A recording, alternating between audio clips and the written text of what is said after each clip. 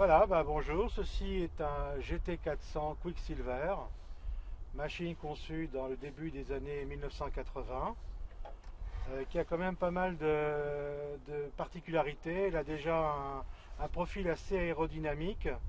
Machine aussi atypique parce qu'elle a un manche, un demi-volant comme dans les avions. Une autre particularité de cette machine, c'est qu'elle a des volets.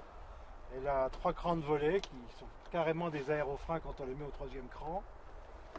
Machine très agréable, qui a des performances quand même très honnêtes puisqu'elle peut croiser à 90 à l'heure quand on pousse le moteur. Bon, ça consomme un peu, mais c'est agréable pour faire du petit voyage. Et puis sinon, c'est une machine qui peut voler aussi très lentement et donc suivre les ULM moins performants sans aucun problème. Le siège est réglable. Sur cette machine, bon, il y a un petit peu d'instrumentation qui a été mise après. L'instrumentation, malheureusement, on la voit pas bien en vol, donc ça sert pas vraiment à grand chose. Il y a juste le compas et l'altimètre que je peux regarder en vol, je peux voir en vol, sinon le reste, on voit pas grand chose.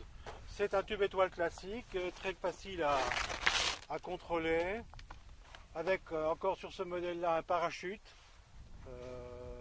pyrotechnique. Tout à l'heure, j'ai parlé des volets, donc on les voit bien ici en action, les volets.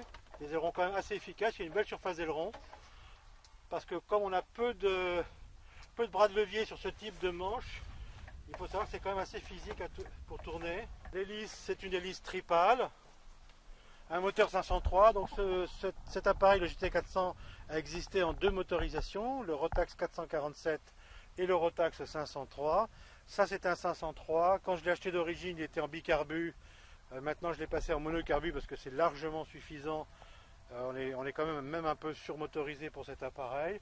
Donc, on l'a passé en monocarbu pour consommer un petit peu moins d'essence.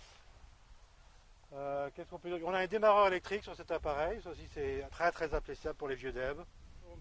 Donc, la partie arrière de l'appareil. Donc, comme on le voit, on a un longeron central. On a un plan fixe ici avec une gouverne de profondeur très efficace. On voit la surface de la gouverne de profondeur. La gouverne de direction, pareil, très efficace. Voilà.